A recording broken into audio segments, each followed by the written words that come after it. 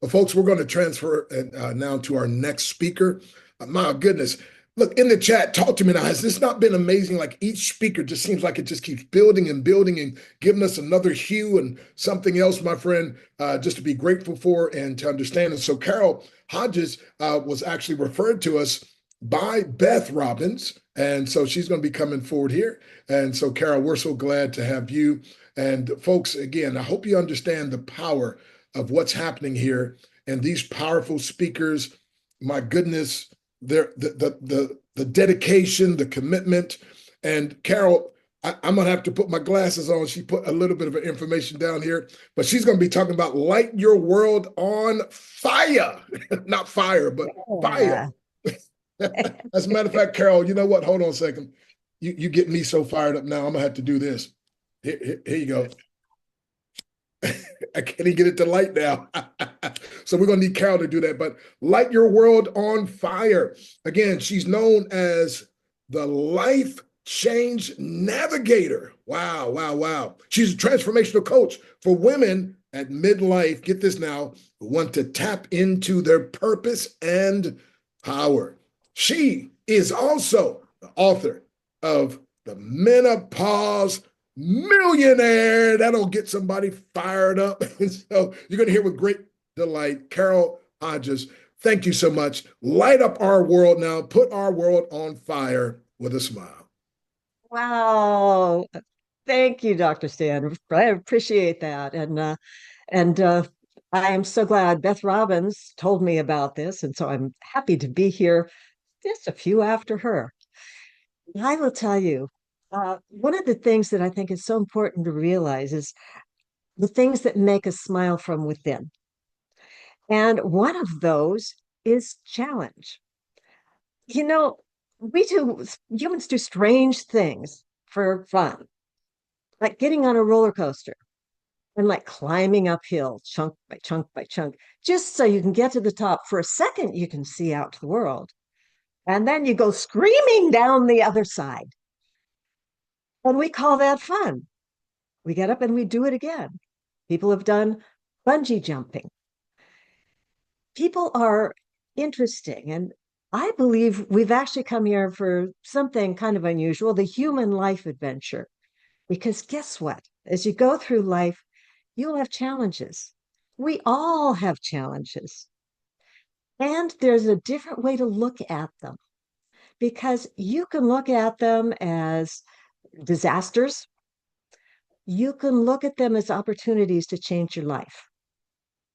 And it's really all up to you. But how do we face that so that at the end of some sort of challenge, you can have a smile? I'm going to take you back to October 3rd, 2023. I was sitting there and watching The Voice with my husband. All of a sudden, there was a commercial and we smelled something electrical. Now, that's not a comfortable feeling. So I began looking around, looked in the kitchen, nothing. Looked in my office, nothing. My husband went out and walked the dogs, and I decided I'm going to keep looking until I find this source. Went to a back room, and a puff of smoke came through a small hole in the wall. It was coming from the workshop, which was at the back of our house. I immediately, running out, got my husband and said, "It's the workshop. Let's get back there." And being prepared people, I arrived with a phone in one hand and a fire extinguisher in the other. We got there. My husband started opening the door. A puff of smoke came out. He had to get down on his hands and knees to look inside. And as he looked inside, the word he said, fire. It was about a 2-foot fire underneath the countertop. I immediately dropped my fire extinguisher, got on the phone, and called the fire department. Now, I reached them right away, only to get this message. You have reached 911. We are busy assisting other customers. Please wait online because we will answer in the order your call is received. Okay, so now I was back to what do I do next? Getting my dogs out of the house. I got them, and the room was starting to fill with smoke. So got them over to another nearby neighbor's house, and then came back and I thought, okay, my car's in the front. Maybe I should move it. So it's already smoky outside my front door. I open the door and it's filled with smoke in my home. And I think, I'm not taking singing. Maybe I could take a really deep breath and I could run just, it's like 10 feet over to get my purse and get the keys and come back. And then a little bit of sanity came over me and I realized, you know, you're not even getting a fresh breath of air out here. By the time you get inside, uh, what if you can't make it? And you become part of the problem. Now, nobody needs me laying on the inside of a burning house. So I said, okay, Spirit, car's up to you, whatever happens. Well, that night, the fire department did get there. And by the time they got there were flames above the roof. I have a new respect for how fast fire can move. And once they got there, they moved us off to the side. They took my husband and I and said, now get out of the way. So we were off at a distance sitting and watching them work, watching this fire. And as we sat there, my husband looked at me and said, we've lost everything. And yet at that moment, a sense of peace came over me. I can't even describe. I did not know what it was or why. It didn't make sense. But my husband responded, yes, I feel it too. So we sat and watched. Hours later, I was actually quite hopeful because the fire had been, you could see it at the back of the house and even up to the roof and taking part of that. But the front of the house, it looked like it always did. I had a flag out there and the flag is still flying. And so I'm thinking optimistically, well, maybe it'll be okay. Well, after some of the fire department left, there was one fireman still inside. We went up to the front door and said, hey, could we look inside?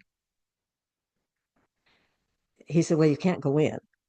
I said, well, okay, could we open the door and look inside? We opened the door and I was shocked to see there was 2 inches of water on the floor. I hadn't thought of that, but that's how the fire department puts out fires. All of the walls were black. They had been white. They were black everywhere. And the ceiling was on the furniture. So I thought, okay, worse than what I thought. Hmm. Well, after a deep breath, I asked the fireman, I said, could you go over and get my purse? It's just 10 feet away there. Could you go pick that up and bring it back to me? I've got my keys, my ID, everything in there. So he said, sure. He went over, got my purse, and on the way back, he took a sticker off the back of the door. And he looked at it and smiled and handed it to me. I'd forgotten what this was. It was a little post-it that said, how can I enjoy this moment even more right now? Okay, the two of us looked at each other and laughed and smiled. I had put that up there because it's part of my philosophy of life. And it just struck me. I never expected it to show up in such an odd moment. But it is true that when you look at things and you're looking for how can I enjoy it even more? Well, I had a good laugh. And then the fireman told me something that I didn't know. He said, a lot of people will fall apart. He said, and but after a fire, you will see some people who are ready to move forward. And I learned that's exactly the the benefit here is how do you find that strength within yourself? And I believe in this human life adventure that you do have it. It is there for you. And that's what I now bring to clients because when the fire happened, it was as though spirit stepped into me and said, "Hey, stop what you're doing." And I had been, coaching, I'd done finances, I'd been helping people with different areas of life. And all of a sudden, I got a different calling. And another teacher showed up. And I've had many teachers in coaching, but I began to realize that once you actually find that power within, no matter what personal development you do or hear or need, it's all one thing.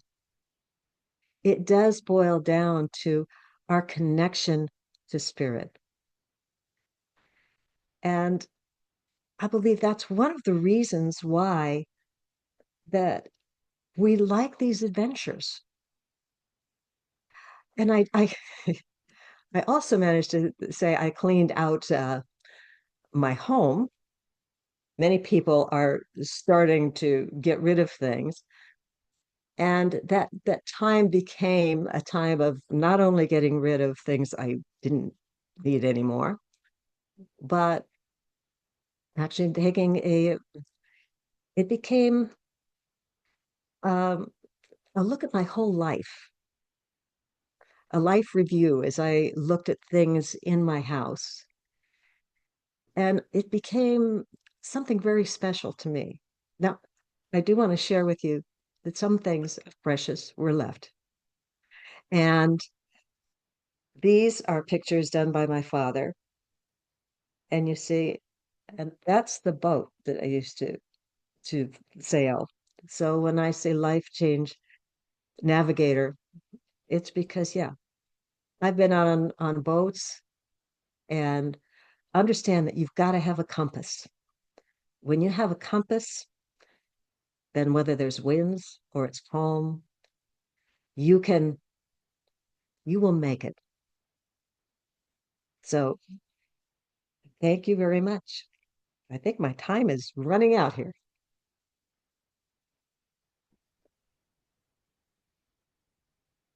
You did wonderful, Carole. Thank you so much for being part of this conversation. Also, just looking at what could be considered a tragedy and turning it into something that is a new beginning. So, thank you so Yes. much. And I